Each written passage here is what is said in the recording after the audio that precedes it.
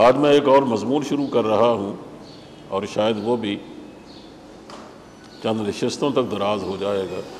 اس میں بات جو سمجھانی ہے، جو میرے ذہن میں ہے، وہ یہ ہے کہ اللہ کے رسول جب دنیا میں آتے ہیں تو ظاہر ہے ان پر ان کی تشریف آوری کے بعد ایک نئی صورتحال پیدا ہوتی ہے کہ اس سے پہلے انسان جس طرح زندگی گزارتے ہیں وہ پہلے کے نظریات کے مطابق پہلے گزرے ہوئے نبیوں اور ان کی کتابوں کے حوالے سے قیامت کے دن سے سوال ہوگا۔ اب اگر پوری کی پوری شریعت ان تک محفوظ رہی ہے تو اس کے پورے کے بارے میں سوال ہوگا، اور اگر شریعت محفوظ نہیں رہی تو جو چند باتیں ان تک پہنچی ہیں انہی کے بارے میں ان سے پوچھا جائے گا، مزید تفصیلات کے بارے میں ان سے سوال نہیں ہوگا۔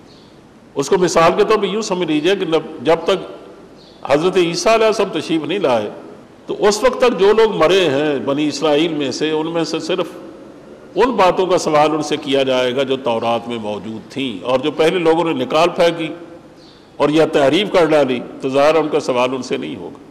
اور جب عیسیٰ علیہ السلام تشریف لے آئے تو اب اس وقت کے بنی اسرائیل سے سوال موسیٰ علیہ السلام کے بعد یہ بھی ہوگا کہ عیسیٰ علیہ السلام کو تم نے مانا ہے یا نہیں مانا، اور جو کتاب ان پر نازل کی گئی ہے ان پر تم نے عمل کیا یا نہیں کیا، تمہارے ایمان و عمل کا اس حوالے سے کیا حال ہے۔ تو ان کے سوالات میں تھوڑی سی تبدیلی آ جائے گی، بلکہ وسعت آ جائے گی۔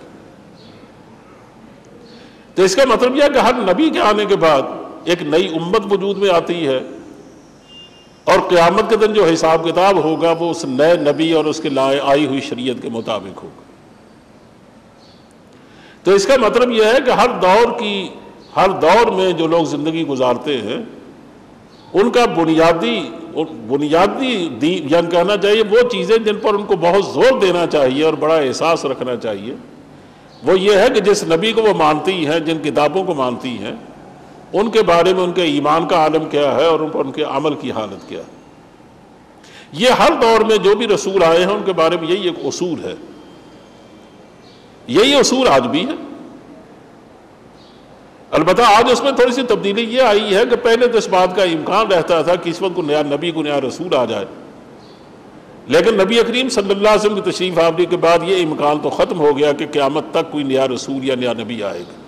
آخری رسول کی قیادت و سیادت کو اور ان کے آئیڈیلزم کو اور ان کی زندگی کے اسوہ ہونے کو قیامت تک کے لیے مکمل کر دیا گیا، اور حکم دیا گیا کہ یہی تمہاری یہ نمونہ ہے، اس کے علاوہ اب نیا نمونہ کوئی نہیں آئے گا۔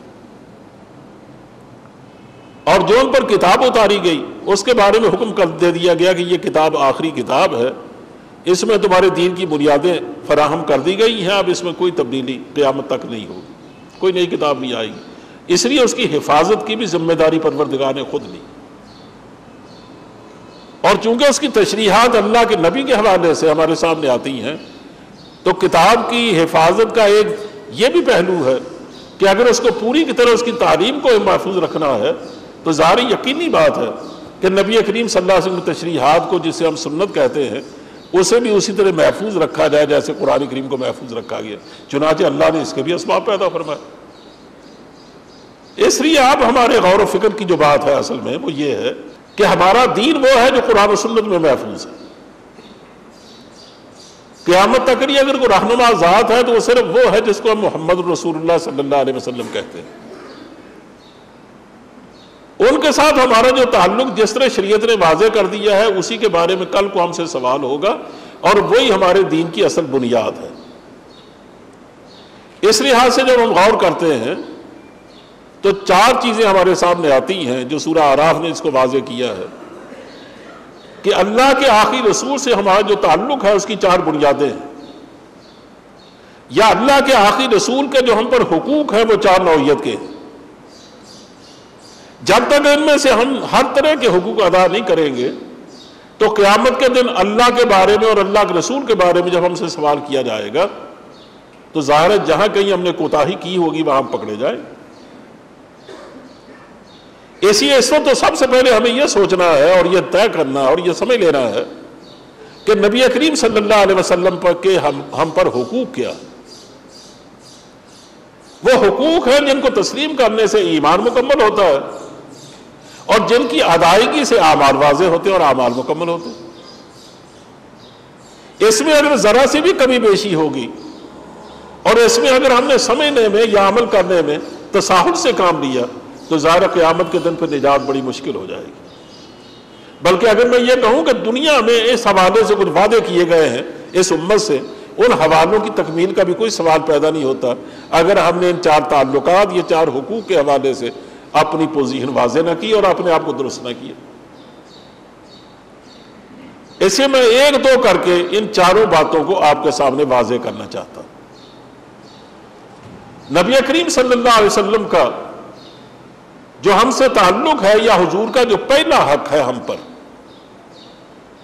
اور وہی حق اللہ کے رسول کا بھی ہے اور وہی حق اللہ کا بھی ہے۔ اس لیے کہ اللہ کے اور رسول کے حق 2 نہیں ہیں، بلکہ جب ہم اس کی میں تفصیل عرض کروں گا تو ہم محسوس کریں گے کہ ان کے درمیان کوئی بیگانگی نہیں ہے۔ یعنی یوں یہ تو ایک لحاظ سے تو بہت بیگانگی ہے کہ اللہ کی ذات وہ بہت عظیم ہے، وہ تو خالق ہے، اور اللہ کے رسول وہ اپنی ساری قدر و منزلت کے باوجود مخلوق ہے، وہ خالق نہیں ہے۔ اللہ کی ذات دیتی ہے، اللہ کے رسول لیتا ہے، وہ معبود ہے، یہ اس کا عابد ہے، وہ دن کو بھی اور رات کو بھی، تنہائی میں بھی اور لوگوں کے سامنے بھی اسی کے سامنے زمین پر سر رکھ کر اس سے مانگتا ہے، اسی کی بندگی بجا لاتا ہے، اسی سے دعائیں مانگتا ہے، اور دعائیں اس طرح مانگتا ہے کہ ہم پر تو شاید عاجزی اور تضرع اور خشوع کی وہ کیفیت شاید کبھی طاری نہیں ہوتی جو نبی کریم صلی اللہ علیہ وسلم پر ہر وقت طاری رہتی تھی۔ اس لحاظ سے دونوں میں بڑا فرق ہے۔ لیکن میں یہ بات کہہ رہا ہوں کہ جو ذمہ داریاں ہم پہ عائد کی گئی ہیں وہ جس طرح اللہ کے حوالے سے اسی طرح اللہ کے رسول کے حوالے سے، یعنی ہم اللہ کی عبادت کریں گے، رسول کی عبادت نہیں کریں گے، لیکن جہاں تک تعلق ہے اطاعت کرنے کا، محبت کرنے کا اور آپ کے احکام کو بجا لانے کا اور آپ پر ایمان لانے کا، اس میں ظاہر اللہ اور رسول میں کوئی فرق نہیں۔ ان باتوں کو اچھی طرح سمجھ لینا چاہیے۔ اسی جو پہلا حق ہے اللہ کے رسول کا ہم پر، وہی اللہ کا بھی حق ہے، وہ یہ ہے کہ ہم اللہ کے رسول پر ایمان لائیں۔ اب اس کو وضاحت کرنا ضروری سمجھتا ہوں کہ یہ ایمان کیا چیز ہے۔ ہم نے اس کو بڑا آسان سمجھ لیا، یعنی ہم زبان سے جمع خرچ کرتے ہوئے یہ کہہ دیتے ہیں کہ ہم اللہ کو ہی مانتے ہیں، اللہ کے رسول کو، بھائی ایمان کے تقاضے پورے ہو گئے۔ ایمان کے تقاضے اتنے آسان نہیں، بلکہ اگر صحیح معنوں میں ایمان لایا جائے تو حقیقت یہ ہے کہ صرف ایمان لانے سے ہی پوری زندگی درست ہو جاتی۔ یہی وجہ ہے کہ جب ایک دور سے آنے والے مسلمان نے، صحابی نے، جو نہ جانے کتنے دور سے چل کے آیا اور پھر اسے امید نہیں تھی کہ میں دوبارہ پھر بھی کبھی حضور کی خدمت میں حاضر ہو سکوں گا، تو اس نے حضور سے ایک بڑا نازک سا سوال کیا۔ تھے تو یہ بالکل بدو قسم کے لوگ، لیکن معلومات ان میں ذہانت بہت تھی، اس لیے جب ہم ان کے سوالات پڑھتے ہیں نا تو پڑھا لکھا آدمی بھی چکرا کے رہ جاتا ہے۔ آپ کبھی وہ احادیث پڑھیے کہ جس میں دور دراز علاقے کے بدو حضور سے ملنے آئے ہیں تو صحابہ کہتے ہیں ہم ایسے مواقع کے منتظر رہتے تھے، کیونکہ ہم حضور سے سوالات کرتے ہوئے جھجکتے بھی تھے، ڈرتے بھی تھے کہ کہیں کوئی گستاخی نہ ہو جائے۔ لیکن یہ دور سے جو بدو قسم کے لوگ آتے تھے نا، یہ ان میں بڑی صلاحت پائی جاتی تھی، وضاحت سے بات پوچھتے تھے، اور جو ان کے دل میں ہوتا وہ کہہ گزرتے تھے۔ ادب آداب کا ان کو بہت زیادہ خیال نہیں ہوتا جیسے ہمیں ہوتا تھا، اس لیے ہم اس انتظار میں رہتے تھے کہ دین کے بارے میں جن بنیادی باتوں کا سوال کرتے ہوئے ہمیں جھجک ہوتی ہے، کوئی بدو ذہین قسم کا آیا نا تو وہ حضور سے پوچھے گا تو اس سے ہمیں بھی دین کی کیفیت اور دین کی معلومات حاصل ہو جائیں گی۔ چنانچہ سے میرا موضوع نہیں ہے، میں نے آپ کو کئی اس طرح کی حدیث میں آپ کو سنا۔ بھائی یہ بھی ایسا ایک واقعہ سمجھ لیجیے جس کا میں زیادہ تفصیل سے ذکر تو نہیں کر رہا کہ ایک دور پار کا ایک بدو حضور کی خدمت میں آیا اور آ کر کہا کہ قل لی فی الاسلام قولا، حضور اسلام کے بارے میں مجھے ایک ایسی بات بتا دیجئے کہ لا اسأل عنہ غیرک بعد، کہ مجھے آپ کے بعد پھر کسی سے پوچھنے کی ضرورت نہ پڑے کہ اسلام کیا ہوتا ہے۔ اب بتائیے اسلام کی پوری تعلیمات کو، اس کے فلسفے کو ایک بات میں اور ایک قول میں سمیٹ دینا کہ یہ ممکن ہے؟ یہ ممکن نہیں۔ لیکن اللہ کے رسول کسی بھی سوال پر بند نہیں ہوتا تھا، وہ لپیٹ کے نہایت فصاحت و بلاغت سے اس کا جواب دیتے تھے۔ یہ الگ بات ہے کہ بعد میں اہل علم نے اس کی گرہیں کھولی، اس کی پرتیں اتاری کہ ان کا مطلب اصل میں کیا تھا۔ حضور نے اس کے جواب میں ایک چھوٹا سا جملہ فرمایا، اور وہ اس کی حالت دیکھ کے فرمایا کہ یہ بہت دور سے آیا، اتنی بات تو یاد کر ہی لے گا، اور ایسی بات میں اس سے کہوں کہ پھر اس کو پوچھنے کی ضرورت بھی نہ پڑے۔ انہوں نے کہا قل، اے پوچھنے والے تو کہہ آمنت باللہ، میں اللہ پر ایمان لے آیا۔ اور یہ حدیث کی یوں سمجھیے کہ اصول سمجھ لیجیے ایک حدیث کا، کہ جہاں بھی ایمان باللہ کی بات آتی ہے وہاں ایمان بالرسول بھی شامل ہوتا ہے، اور جہاں ایمان بالرسول کو اکیلا لایا جاتا ہے وہاں ایمان باللہ بھی شامل ہوتا ہے۔ یہ ایک اصول ہے جو محدثین نے سمجھا حدیث سے۔ اسے ہم اس کا معنی یوں کر سکتے ہیں کہ آپ پوچھنے والے تو یہ کہے کہ میں اللہ پر ایمان لایا اور میں اس کے رسول پر ایمان لایا، یہاں صرف ایمان کی بات ہے اور کچھ نہیں۔ اور اس کے بعد فرمایا ثم استقم، بر پہ اس پر زندگی بھر کریے جم جا، جم جا، استقامت اختیار کر، صرف اتنی بات فرمائی۔ اب دیکھو کتنی مختصر بات ہے کہ تم اللہ اور رسول پر ایمان لانے کا دعویٰ کرو، اس کے بارے میں کھلے دل سے تسلیم کرو کہ میں، اور کہو، دعویٰ کرو کہ میں واقعی ایمان لے آیا، جس میں کوئی شبہ نہ ہو کہ تم پورے تقاضوں کو بروئے کار لاؤ گے یا نہیں لاؤ گے۔ جو ایمان لانے کے بعد ذمہ داریاں عائد ہوتی ہیں ان سے عہدہ برا ہو سکو یا نہیں، ان تمام باتوں کو اپنے ذہن میں رکھ کر صرف اتنی بات کرو کہ میں ایمان لایا ہوں تو ایمان کے تقاضوں کو پورا بھی کروں گا۔ فرمایا یہ اتنی بات کا اقرار کرو، اس پر جم جاؤ، بس کبھی اس میں پھر تساہل نہ کرنا، کبھی کسی پریشر کا شکار نہ ہونا، کبھی خوف زدہ نہ ہونا، کبھی کسی مفاد کی گرفت میں آ کر کمپرومائز نہ کرنا۔ یہ کمزوریاں جو ہمارے اندر پیدا ہو گئی، کہ ان کمزوریوں میں سے کوئی کمزوری نہ پیدا ہونا، بلکہ اپنی اس پر استقامت اختیار کرنا۔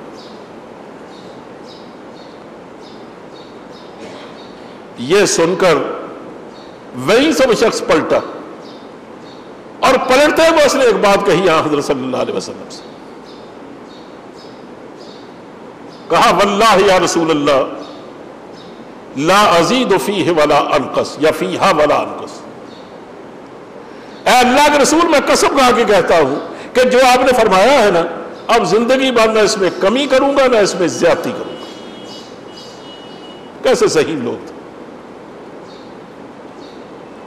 جو یہ کہ باہر نکل گیا تو حضور نے اس کے بعد فرمایا کہ لوگوں کو کسی نے جنتی آدمی کو دیکھنا ہو تو اس جاتے ہوئے کو دیکھنا، وہ زندگی مجھے یقین ہے کہ زندگی اسی طرح گزارے گا جو اس نے وعدہ کیا، اور جس نے اس طرح زندگی گزاری یعنی ایمان کے تقاضوں کو پورا کیا، اب ظاہر ہے کہ وہ جنتی نہیں ہوگا تو اور کیا ہوگا۔ اسی میں نے کہا، عرض کیا ہے کہ اگر ایمان کو اچھی طرح سمجھ لیا جائے تو صرف ایمان ہی آدمی کی نجات کے لیے کافی ہے۔ اسے میں چاہتا ہوں آپ اسی طرح سی وضاحت سمجھ لیں۔ قرآن کریم نے اس لفظ کو دو طرح سے استعمال کیا۔ کبھی اس کو استعمال کیا ہے لام کے صلہ کے ساتھ، جس کو آپ انگریزی میں پریپوزیشن کہہ دیتے ہیں، لام کے پریپوزیشن کے ساتھ، اور کبھی اس کو کیا ہے با کے صلہ کے ساتھ۔ یعنی کبھی استعمال آپ دیکھیں قرآن کریم میں کہیں آمنہ لہو استعمال ہوا ہے، کہیں آمنہ بہی استعمال ہوا۔ دونوں کا استعمال ٹھیک ٹھیک جگہ میں ہوا، ٹھیک ہوا، دونوں کو جمع کر لیں تو ایمان کی وہ حقیقت کھلتی ہے ہمارے سامنے جو میں آپ سے عرض کرنا چاہتا ہوں۔ آمنہ لہو کا معنی کیا ہے؟ صدقہ واعتمد علیہ، کہ آدمی جس پر ایمان لاتا رہے کہ میں اس پر ایمان لے آیا، تو اس کا معنی کیا ہے کہ میں نے اس کی ہر بات کی تصدیق کی اور میں نے اس پر اعتماد کیا۔ یہ ہے آمن لہو کا معنی، کہ جب میں کہتا ہوں کہ آمن تو لک، میں تجھ پر ایمان لایا، تو اس کا مطلب کیا ہے؟ آج سے میں اقرار کرتا ہوں کہ میں تیرے منہ سے نکلی ہوئی ہر بات پر اعتماد کروں، میں یقین رکھتا ہوں تیری زبان سے کبھی کوئی غلط بات نہیں نکلے گی، اور دوسرا کہ تیرے منہ سے جو بھی نکلے گا، جو تو حکم دے گا، میں اقرار کرتا ہوں کہ میں اس کو دل سے مانوں گا، صرف زبان سے نہیں، دل سے مانوں گا۔ اس کو کہتے ہیں تصدیق۔ دو باتیں ہیں اس میں، پھر میں دہرا رہا ہوں اس کو، کہ میں اس کی تصدیق کروں گا۔ ایک بات یعنی میں دل سے مانوں گا، صرف زبان سے اقرار کا جمع خرچ نہیں کروں گا کہ زبان سے کہتا رہوں اور دل میں ہو ہی نہ، جس کو ہمارا قومی شاعر کہتا ہے کہ زبان سے کہہ بھی دیا لا الہ تو کیا حاصل، دل و نگاہ مسلمان نہیں تو کچھ بھی نہیں۔ اسے تصدیق وہ اقرار ہے جو دل سے اٹھے۔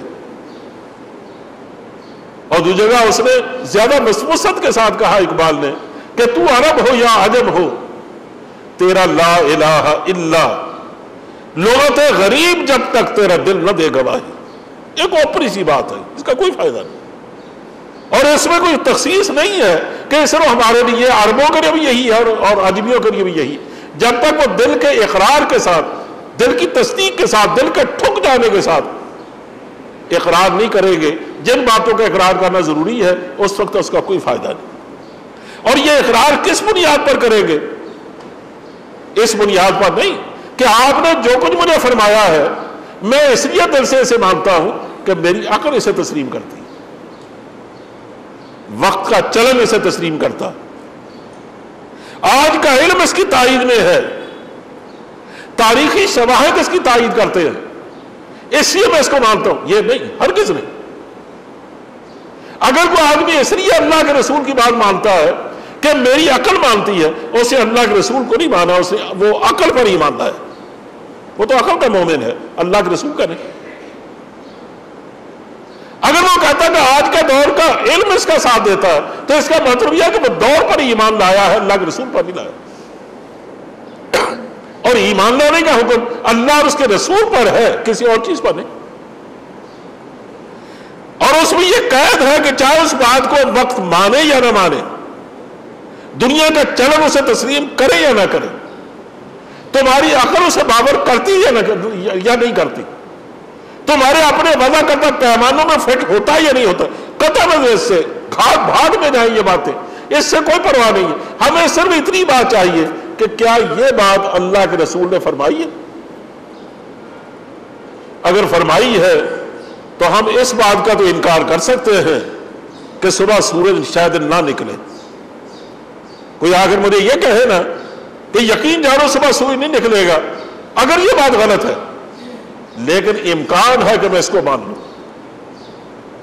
اگر کوئی آدمی یہ کہے نا سورج زمین کی گردش کل سے رک جائے گی، حالانکہ یہ غلط ہے، تو امکان ہے کہ میں اس کو تسلیم کر لوں۔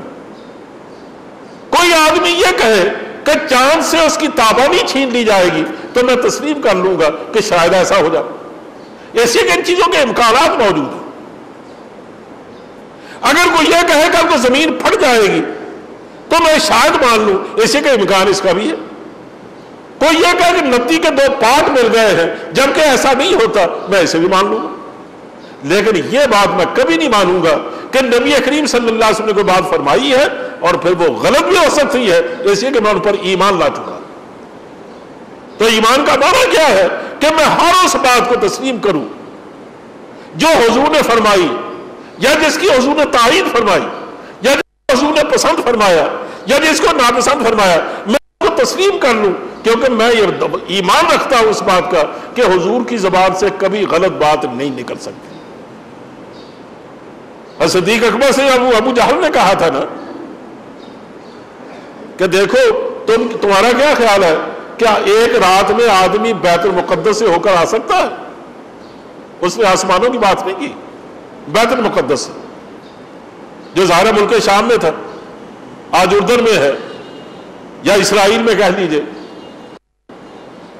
اس سے ملک شام میں تھا۔ کہا تمہارا کیا خیال ہے ایک رات میں آ سکتا ہے آدمی وہاں سے ہو کر؟ انہوں نے کہا ایک رات میں کیا، وہ تو 2 مہینے کا سفر ہے۔ ہاں تو بہت تیز رفتار گھوڑے پہ نکلے، چلو آپ کہہ لیں کہ 1 مہینے میں آ جائے گا، ایک رات یا 2-4 راتوں کا کیا سوال؟ اور کہا کہ اگر وہ کہے تو کہا یہ بالکل لایابی سی بات ہے، کوئی عقل والا آدمی کیسے کہہ سکتا؟ انہوں نے کہا پھر تمہارے صاحب کہتے ہیں، یعنی جن کو تم مانتے ہو نا، تمہارے ساتھی نبی کریم صلی اللہ علیہ وسلم، وہ یہ بات کہتا ہے کہ میں رات گیا تھا بیت المقدس اور راتوں رات لوٹ بھی آیا ہوں، ان کے بارے میں کیا کہو گے؟ تو صدیق اکبر نے فرمایا کہ تم اگر یہ بات کہتے ہو تو میں اس کو کبھی نہیں مانوں گا، لیکن اگر یہ بات رسول اللہ صلی اللہ علیہ وسلم نے فرمائی ہے تو میں اس میں کبھی شبہ نہیں کروں گا۔ اس لیے جب اس بات کا میں یقین رکھتا ہوں کہ روزانہ کبھی ایک دفعے، کبھی دو دفعے، کبھی 4 دفعے عرش الہی کے پاس سے، سدرۃ المنتہا کے پاس سے، آسمانوں سے فرشتہ اترتا ہے اور حضور کے پاس آتا ہے، پیغام دے کے جاتا ہے، پیغام لے کے جاتا ہے۔ جب میں اتنی تیز رفتار ایک مخلوق کا یقین رکھتا ہوں تو اگر اس کو خود اللہ لے جائے اور وہ واپس لے جائے ایک بات میں تو میں اس کو کیوں نہیں مانوں گا؟ کہا اس لیے کہ میں ان پر ایمان لا چکا ہوں۔ اس لیے کہا کہ آپ کو صدیق کہا جاتا ہے کہ آپ نے آپ کی تصدیق کی۔ ابو خزیمہ انصاری، حضور نے ان کی گواہی 2 کے برابر قرار دی، اور میں شاید ایک دن پر یہ واقعہ بیان کر چکا ہوں کہ کسی بدو سے حضور نے اونٹ خریدا، حضور نے کہا کہ تم میرے گھر آؤ اور اگر پیسے لے لو اونٹ میرے حوالے کر دو۔ وہ اونٹ کی مہار پڑنے پیچھے پیچھے آ رہا تھا، حضور تیز چلنے والے تھے، آپ آگے نکل گئے، آپ نے پیچھے پلٹ کے جو دیکھا تو دیکھا وہ تو کسی اور آدمی سے بھاگتا ہو کر رہا، تو 2-4 آدمی اس کے بعد کھڑے۔ آپ پھر لوٹ کے آئے، فرمایا میں تم سے سودا کر چکا ہوں، تم مجھ سے سودا کر چکے ہو، کسی اور آدمی سے تم بھاگ کیوں کر رہے؟ انہوں نے کہا نہیں، میں نے آپ کے پاس نہیں بیچا یہ اونٹ۔ انہیں ممکن ہے اس کو زیادہ پیسے کہے، انہوں نے کہا تم نے میرے پاس یہ اونٹ بیچ دیا ہے اور میں نے خرید لیا ہے، صرف پیسے لینے دینے کی بات ہے۔ انہوں نے کہا میں نے نہیں بیچا، اگر آپ سمجھتے ہیں میں نے بیچا تو گواہ لاؤ۔ آپ کا گواہ تو کوئی نہیں تھا، کیونکہ جو گفتگو ہوئی وہ بدو اور حضور کے درمیان ہوئی، بس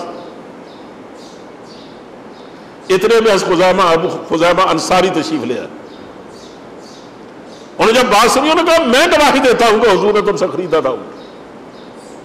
اب حضور اس طرح متوجہ ہونے کے بجائے خزیمہ کی طرف متوجہ ہوئے اور ناراضگی کے حال میں فرمایا کہ جب میں نے اس اونٹ خریدا ہے تو تم تو پاس ہی نہیں تھے،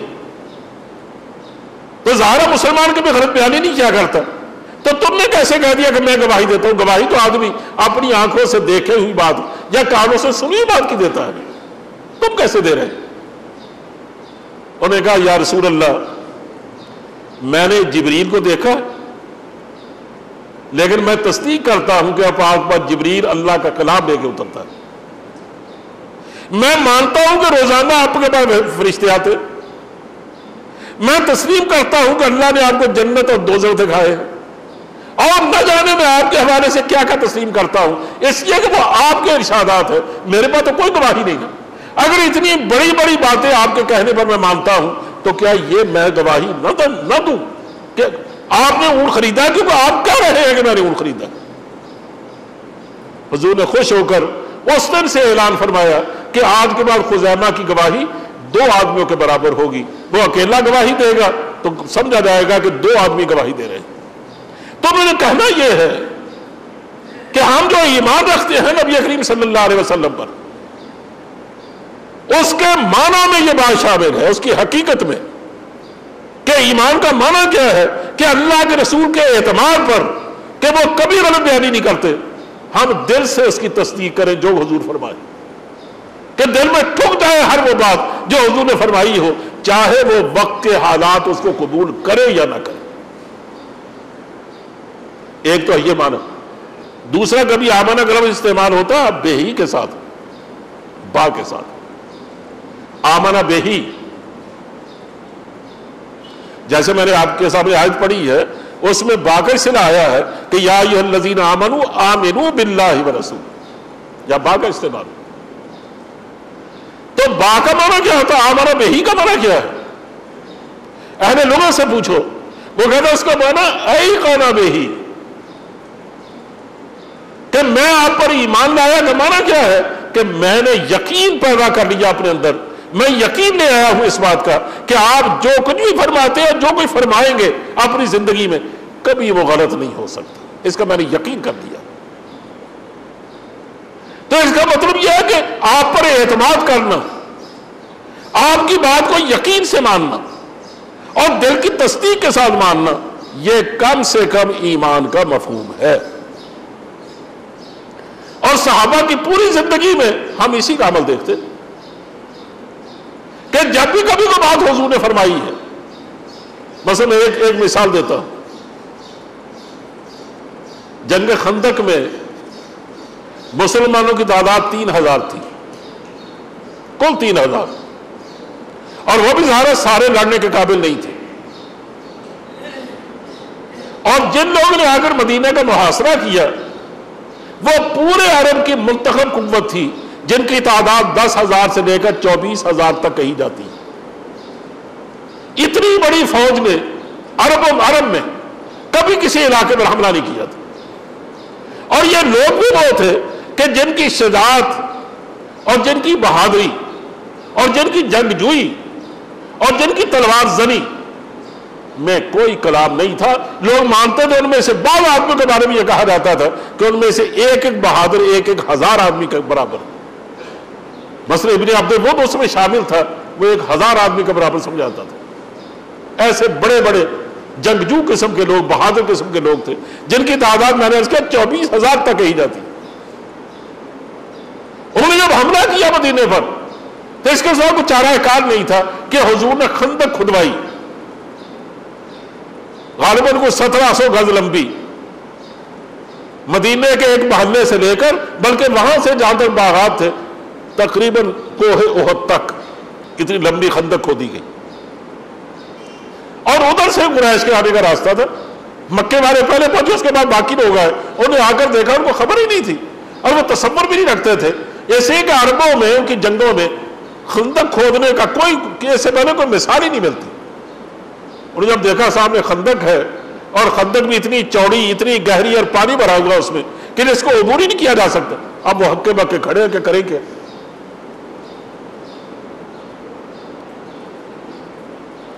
لیکن تصادم اس طرح کا تھا، مقابلہ ایسا بے ڈول سا تھا، غیر متوازن سا کہ کوئی کہنا چاہیے تو اسباب کی دنیا میں مقابلہ ہی کوئی نہیں تھا. یعنی 3,000 کا 24,000 کا کیا مقابلہ. اس لیے قرآن کریم کہتا ہے کہ مسلمانوں کا حال یہ ہو گیا تھا خوف کی وجہ سے کہ بلغت القلوب الحناجر، ان کے دل اچھل کر حلق میں آ اٹکے تھے. جب آدمی خوف زدہ ہوتا ہے نا اور وہ کوشش کرتا ہے حالات کو پکڑنے اور سنبھالنے کی، تو ظاہر اس کا دل اچھل کر حلق میں آ اٹکتا. یہ انتہائی سراسیمگی کی علامت ہے. اور مزید فرمایا هُنَالِكَ ابْتُلِيَ الْمُؤْمِنُونَ وَزُلْزِلُوا زِلْزَالًا شَدِيدًا. مومن بری طرح آزمائے گا اور ہلا ڈالے گا، جھنجھوڑ ڈالے گا. کب ہوگا کیا؟ یہ صورتحال سامنے تھی کہ یہ کچھ ہو رہا، اور جب اس کے تدارک کے لیے مسلمان خندق کھود رہے تھے تو اس کا مطلب ہے کہ ہر آدمی کو جان کے لانے پڑے تھے. وہ جو خندق ہے کہ پتھر توڑ رہے تھے نا، تو وہ اصل میں اپنی جان بچانے کی فکر میں تھے. یہ نہیں تھا کہ اس کے بعد ہماری فتوحات کا راستہ کھل جائے گا. اس کا تصور ہی ممکن نہیں تھا. یعنی مسلمان یہ سمجھتے تھے کہ آج اگر یہ جنگ خندق کھود کر ہم ان بلوائیوں سے بچ نکلے تو یوں سمجھے نئی زندگی پائی. یہی تو ابتلا تھا، اس کا قرآن کریم ذکر کر رہا. لیکن جب خندق کھودی جا رہی تھی تو صحابہ نے آ کر نبی کریم صلی اللہ علیہ وسلم کو اطلاع دی کہ حضور راستے میں ایک چٹان حائل ہو گئی ہے. بڑے بڑے بہادر لوگوں میں جن میں حضرت علی بھی تھے، سب نے اپنا اپنا زور لگا کے دیکھ لیے، وہ چٹان نہیں ٹوٹتی. اور ہم پھاوڑا مارتے ہیں، پھاوڑا ٹوٹ جاتا ہے. ہماری کتانیں جواب دے رہی ہیں، چٹان اپنی جگہ. حضور تشریف لائے. صحابہ کہتے ہیں کہ اس شان سے حضور آئے کہ بھوک کی وجہ سے پیٹ پر 2 پتھر بندھے ہوئے تھے. معلوم ہوتا 2 دن سے کھایا کچھ نہیں تھا. اور کمر سیدھی رکھنے کے لیے عرب پیٹ پر پتھر باندھ دیتے تھے تاکہ کسی کو ان کی کمزوری کا احساس نہ ہو. تو حضور نے بھی اپنی، ظاہر ہے کہ 2-3 دن کا فاقہ ہوگا تو کمر جھک جائے گی. حضور نے کمر سیدھی رکھنے کے لیے یہاں پتھر باندھ رکھے تھے. اگر حضور نے پھاوڑا لیا مسلمانوں سے، اور پھر آپ نے زور سے ایک ضرب لگائی اس پر، اس کا کچھ حصہ ٹوٹا اور ساتھ شعلے نکلے، آگ نکلی اس سے، اور ماحول روشن ہو کے رہ گیا۔ آپ اس ماحول کی چکا چوند کو دیکھ کر مسکرائے، اور اللہ اکبر کہہ کے آپ نے فرمایا کہ مجھے یمن کے محلات دکھائے گئے اس روشنی میں۔ پھر آپ نے دوسری ضرب لگائی، پھر روشنی ہوئی، پھر آپ نے مسکرا کے فرمایا کہ مجھے کسرا کے محلات دکھائے گئے۔ کسرا کون تھی؟ اس زمانے کی سپر پاور ایرانی قوت، جس کے پیچھے تقریباً 400-500 سال کی مستحکم حکومت تھی۔ تیسری ضرب آپ نے لگائی اور اس کو پاش پاش کر دیا، پھر روشنی پھیلی، تو آپ نے کہا کہ میں نے کیسر کے محلات دیکھے، یعنی ملک شام، اور اس زمانے میں عیسائی قوت، اور آپ جانتے ہیں اس زمانے میں عیسائی حکومت وہ سب سے بڑی حکومت سمجھی جاتی تھی، اور جس کی عمر اس وقت 400 سال سے بھی زیادہ تھی۔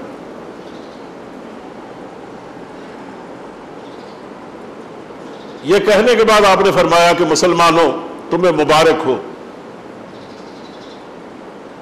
یہ لوگ تمہارا کچھ نہیں بگاڑ سکیں گے، تو تم نہ صرف بچ نکلو گے اس سے، بلکہ اس کے بعد فتوحات کا راستہ کھل جائے گا، یمن بھی تمہارے قدموں میں پڑا ہوگا۔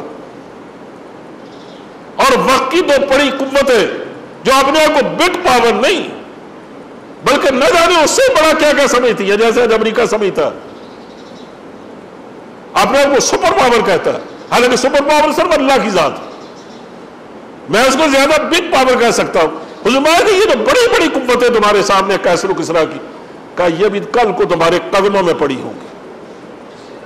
چنانچہ جب جنگ خندق میں لوگ بھاگ گئے، میدان صاف ہو گیا، تو تب بھی حضور نے یہ بات فرمائی کہ لوگوں مسلمانوں تمہیں یاد رکھنا چاہیے کہ آج کے بعد یہ قریش پلٹ کے تم پر کبھی ہمراہ نہیں ہوگے، ان کی اقدامی قوت ختم ہو گئی، اب لڑیں گے، دفاعی لڑائی لڑیں گے، اور آئندہ حملہ کرو گے اور تم کرو گے وہ کبھی نہیں کر سکیں گے۔ میں آپ سے صرف یہ پوچھنا چاہتا ہوں کہ جب حضور ان سے کیسر و کسرا کی فتوحات کی باتیں کر رہے تھے، ان کا حال یہ تھا ان میں سے ہر ایک آدمی کے پیٹ پر پتھر بندھا ہوا تھا، ان کے بعد کھانے کو کچھ نہیں تھا، کپڑے پھٹے ہوئے تھے، جوتا پہننے کو نہیں ملتا تھا، اپنی بے سر و سامانی پر انہیں خود رونا آتا تھا۔ دنیا کی انتہائی کلاش قوم تھی یہ، بے وسیلہ قوم، بے بس اور بے کس قوم، اور واسطہ پڑ گیا تھا ساری دنیا سے تصادم کا، پنجہ آزمائی کر رہے تھے ساری دنیا سے۔ اب ظاہر ان کے وسائل کا کوئی مقابلہ ہی نہیں تھا، لیکن حضور کیا فرما رہے ہیں کہ تم ان پر غالب آؤ گے، یہ چند سالوں کی باتیں ہیں، اس کے بعد تم دیکھو گے تمام علاقے تمہاری فتوحات میں شامل ہو جائیں گے۔ مسلمانوں نے اس بے سر و سامانی کے باوجود ان باتوں میں کبھی شبہ نہیں کیا، جب کسی مذاق بھی اڑایا تو انہوں نے کہا یہ باتیں ہو کے رہیں گی، اس لیے کہ نبی کریم صلی اللہ علیہ وسلم کی زبان سے نکلی کہ حالات اس کی اجازت نہیں دیتے۔ کوئی سمجھدار آج میں یہ پیش گوئی نہیں کر سکتا، لیکن ہمیں اس میں شبہ اس لیے نہیں ہے کہ اگر یہ کوئی اور آدمی کہتا تو ہم کبھی نہ مانتے، لیکن جس نے کہی ہیں یہ باتیں وہ کبھی غلط کہنا نہیں جانتا، اس کے پیچھے اللہ کا علم بولتا ہے، تو ظاہر وہ غلط کیوں کہے گا اور کیسے کہے گا؟ اس سے آپ اندازہ کر سکتے ہیں کہ ان کی قوت کا اصل راز کیا تھا۔ وسائل نہیں تھے، وہ جانتے ہمارے پاس کچھ بھی نہیں ہے، وہ واضح خود حیران ہوتے تھے۔ میں اپنی طرف سے نہیں کہتا، میں اس کا ایک شاہد پیش کرتا ہوں کہ جنگ قادسیہ کے بعد جب لڑائی اور آگے نکل گئی اور اب ایران اور روم کی دونوں قوتیں مل کر یکجا ہو کر کوشش کرنے لگی کہ اس نوزائیدہ قوت کو تباہ کر دیا جائے اور پامال کر دیا جائے، اور انہیں مختلف علاقوں میں اسی الگ الگ جنگیں چھیڑ دی تاکہ مسلمان قوت کو منتشر کر دیا جائے۔ حالات انتہائی سنگین ہو گئے، چنانچہ بار بار خالد بن ولید، حضرت عبیدہ بن جراح، عمرو بن العاص اور بڑے بڑے جنرلوں نے، حضرت شرحبیل وغیرہ نے بار بار خطوط لکھے حضرت عمر فاروق کو کہ ہمارے ہاتھ سے ڈوٹ نکلتی جا رہی ہے۔ شامی تو یوں وہ بولتے آ رہے ہیں زمین سے کہ معلوم ہوتا ہے کہ وہ آ نہیں رہے بلکہ زمین اگل رہی ہے، ان کی افرادی قوت کی کوئی انتہا نہیں، ہم ہزاروں مہیا نہیں کر سکتے اور وہ لاکھوں کی تعداد میں آئے تو کوئی تعجب کی بات نہیں، ہم ان کا راستہ کیسے روکیں؟ چنانچہ شورا بلائی گئی، اکثریت نے فیصلہ کیا اور حضرت عمر اس کی تائید میں تھے کہ اب ایک ہی صورت ہے کہ میں خود فوج لے کے نکلوں، اور کوئی صورت نہیں۔ حضرت عمر فاروق نے حضرت علی سے کہا تم حکومت سنبھالو مدینے کی، اب میں خود جنرل بن کے نکلوں گا۔ اس کا مطلب یہ ہے کہ آخری مارکا میدان جنگ میں ہونے والا ہے، وہاں جو جیت گیا سو جیت گیا، جو ہار گیا سو ہار گیا۔ تو چونکہ ہماری قسمت آج تاریخ کے ترازو میں ہے، اسی اس کا تقاضا ہے کہ میں خود نکلوں۔ حضرت علی اٹھے، انہوں نے بڑی خوبصورت تقریر کی، انہوں نے کہا امیر المومنین یہ ٹھیک ہے کہ ہم تعداد میں ان سے بہت تھوڑے، ہمارے وسائل ان کے مقابلے میں نہ ہونے کے برابر،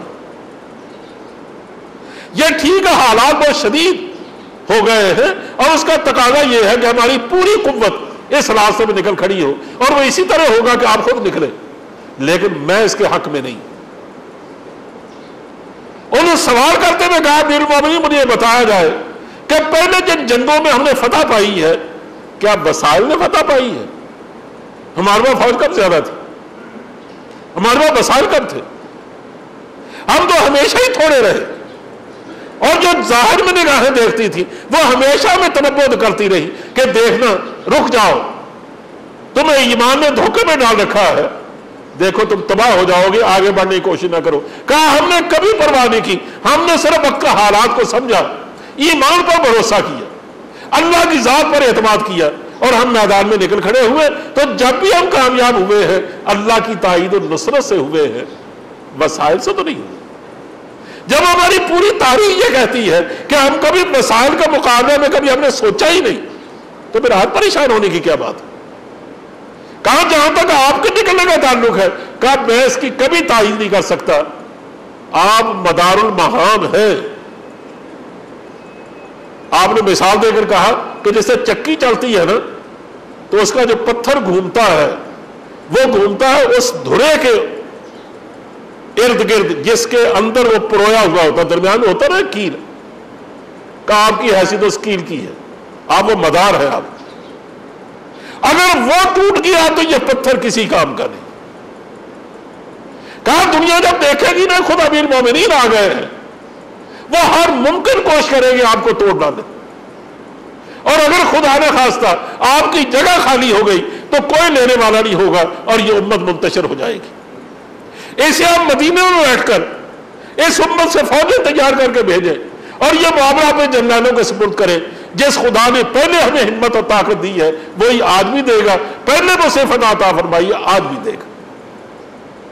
یعنی ان کا یقین بولتا تھا ہر موقع پر کہ لوگوں میں ایک بات بتائی گئی ہے بار بار کہ حق غالب آتا ہے، بشرطے کہ اہل حق اللہ پر بھروسہ کرنے والے، اسی پر اعتماد کرنے والے، اسی کی رضا کے مطابق زندگی گزارنے والے، جو کچھ اپنے بعد فراہم کر سکے اس میں کمی نہ کرے، پھر معاملہ اللہ پر چھوڑے تو اللہ ہمیشہ تائید و نصرت سے نوازتا۔ یہ ان کا یقین تھا جس نے ان کو ایسی قوت فراہم کر دی تھی کہ دنیا کی کوئی طاقت ان کے مقابلے میں آنے کی کبھی جرأت نہیں کرتی تھی۔ اگر میں پوری تفصیل آپ کے سامنے عرض کروں نا، اور کوئی مشکل نہیں میرے ذہن میں ہے کہ جنگ بدر سے لے کر حضرت عمر فاروق کے آخری دور تک، بلکہ حضرت عثمان غنی کے آخری دور تک جو جنگیں ہوئی ہیں اس میں کتنا عظیم فرق تھا دشمن کی فوجوں میں اور ہماری فوجوں میں، تو آپ کو یقین نہیں آئے گا کہ ہے اس بے سر و سامانی میں آپ جیتتے رہے۔ آپ کو یقین کیوں آئے گا؟ اسے ہم تو اسباب پر ایمان لانے والے لوگ، وہ لوگ اللہ پر ایمان رکھتے تھے، وہ جانتے تھے مسبب الاسباب اللہ کی قوت ہے، اسباب کو وہ پیدا کرتا ہے اور اسباب میں جان بھی وہ ڈالتا ہے۔ وہ چاہتا تو اسباب کو بے سبب بنا دیتا، وہ چاہتا اسباب نہ ہو تو پانی کے بلبلوں میں اسباب پیدا کر دیتا ہے۔ یہ اس سے کیا مشکل بات ہے؟ میرے بھائیوں کبھی آپ نے غور کیا ہے کہ حضور غار ثور میں گئے تھے تو پیچھے تلاش کرتے ہوئے اشراف قریش ان کے سر پر پہنچ گئے، ان کی پنڈلیاں اندر بیٹھے ہوئے ننگی نظر آ رہی تھی۔ حضرت ابوبکر نے گھبرا کے کہا کہ حضور پیچھا کرنے والے ہمارے سر پر پہنچ گئے، اب ہمیں کون بچا سکتا؟ تو زمانہ ابوبکر تمہارا کیا خیال ہے ان دو کے بارے میں جن کا تیسرا خدا ہو؟ تو آپ کو معلوم ہے کہ خدا نے کن اسباب کے ذریعے حضور کو بچایا؟ حیرت ہوتی ہے کہ اللہ جب کام کرنے لگتا ہے نا تو ان چیزوں سے کام لیتا ہے جس کا کبھی تصور ہی ممکن نہیں ہوتا۔ ابو جہل سے کہا گیا کہ اس غار میں اتر کے دیکھو، ممکن ہے اس میں ہو؟ انہوں نے ہنس پڑا، انہوں نے کہا تم بھی عجیب بیوقوف آدمی ہو، میں نے پہلے غور کیا ہے اس کے دروازے پر مکڑی نے جالا تر رکھا، اور مکڑی کا جالا ایک دن میں تیار نہیں ہوتا، وہ کل کو اگر یہاں چھپے ہیں تو یہ جالا تقریباً 3-4 دن پہلے کا، اگر وہ یہاں سے گزرے ہوتے یہ جالا ٹوٹتا نا، اس کا مطلب اندر نہیں گئے۔ دوسرے کہا تو میں دیکھا نہیں، ایک کبوتری نے انڈے دے رکھے ہیں اور غور سے دیکھا تو بچے بھی نکل رہے ہیں، انہوں نے کہا اگر یہاں سے گزرے ہوتے یہ گھونسلہ بھی گر گیا ہوتا، یہ انڈے کہاں سے آتے، یہ بچے کہاں سے آتے؟ میں حیران ہوں کہ یا اللہ تو شکست دینے پہ آئے تو غرناطہ کے محلات بھی اور قلعے بھی ہمیں نہ بچا سکے، ہم قلعوں میں بھی شکست کھا گئے، اور جب تم بچانے پہ آئے تو مکڑی کے جالے نے ایک ایسے قلعے کا کام دیا جو بڑے سے بڑا قلعہ نہیں کر سکتا تھا۔ حضور کو بچایا تو کس نے؟ مکڑی کے جالے نے، جس کو حضور جس کو خود قرآن کریم کہتا ہے ان اوہن البیوت لبیت العنکبوت کہ مکڑی کا گھر سب سے کمزور گھر ہوتا ہے، اس کمزور گھر نے باہر قلعے کا کام دیا، اور بڑی سے بڑی فوجیں ہمارے پاس رہی، ہم 90,000 فوج لے کر مشرقی پاکستان گئے اور ماشاءاللہ سارے شوق سے گرفتار ہو گئے۔ ایک ایسا ذلت کا ٹیکہ لگوایا اپنی پیشانیوں پر جو شاید کبھی اس امت مسلمہ کے چہرے سے دھویا نہیں جا سکے گا۔ اسی کا پوری تاریخ اس بات سے خالی ہے کہ اتنی بڑی تعداد میں مسلمان ہوں اور پھر کبھی شکست کھا جائے اور یا گرفتار ہو جائے، اس کی کوئی مثال ہی نہیں۔ یعنی 90,000 تعداد میں مسلمان گرفتار ہو گئے، اور یہاں ایک کبوتری نے ایک فوج کا کام دیا اور ابو جہل اس کا کچھ نہیں بگاڑ سکا۔ اللہ تو اس طرح کام لیتا ہے۔ جنگ بدر میں اس نے یہی کیا تھا کہ مسلمانوں کے بعد تھا کیا، جس کو حفیظ نے کہا کہ تھے ان کے پاس 2 گھوڑے 6 زرہیں 8 شمشیریں اور پلٹنے آئے تھے، یہ آج دنیا بھر کی تقدیریں، نہتے تھے مگر تسکین و اطمینان رکھتے تھے کہ ساما پر نہیں ایمان پر ایمان رکھتے تھے۔ تو مسلمان کی اصل قوت کیا ہے؟ وہ اللہ کے رسول پر یقین ہے، ان کے ارشادات پر، ان کی سنت پر، قرآن کریم کے مندرجات پر، اللہ کے احکام پر، پورے دین پر۔ یہ ہمارا مسلمانوں سرمایہ ہے۔ جب تک ہم اس پر یقین سے بہرہ رہے ہیں تو دنیا ہمارا کچھ نہیں بگاڑ سکی، باوجود اس کے وسائل بڑے ہمارے پاس کبھی بھی نہیں رہے۔ لیکن جب سے ہم اپنی اصل قوت سے محروم ہو گئے ہیں، اب وسائل کی کوئی کمی نہیں۔ ماشاءاللہ ہم تو ایٹمی طاقت ہیں، جبکہ عالم اسلام میں اور کوئی بھی نہیں۔ ایران نہیں جھکتا امریکہ کے سامنے، حالانکہ وہ بڑی قوت نہیں ہے۔ ہم 16 کروڑ ہیں، وہ 5 کروڑ کی تعداد میں ہے غالباً، اس کے بعد وہ اکھڑا ہوا ہے۔ ہم ایٹمی قوت ہے، ان کے پاس میزائل بھی نہیں ہے، اب وہ تیار کرنے کی فکر میں ہے، لیکن اس کو کوئی فکر نہیں ہماری، اور ہمارا جو حال ہے بس کچھ نہ پوچھو۔ اس لیے میں بس صرف یہ بات سمجھانا چاہتا تھا کہ حضرت صلی اللہ علیہ وسلم ہمارا جو پہلا تعلق ہے یا حضور کا پہلا حق ہے وہ یہ ہے کہ ہم حضرت کے بارے میں، آپ کی تعلیمات کے بارے میں، آپ کے ارشادات کے بارے میں، آپ کی لائی ہوئی کتاب کے بارے میں، آپ کی سنت کے بارے میں یقین کا رویہ اختیار کرے۔ جب یہ پیدا ہو جائے گا پھر ہماری بدعمالیاں بھی ختم ہو جائے گی، گناہ بھی ختم ہو جائے گی، استخفاف دین کا بھی ختم ہو جائے گا، ہماری لاپرواہیاں بھی سمجھ جائے گی، ہمارے اندر حیرت انگیز قوت سے تبدیلی آئے گی۔ اللہ کرے میری باتیں سمجھ میں آئے۔ وآخر دعوانا الحمدللہ رب العالمین۔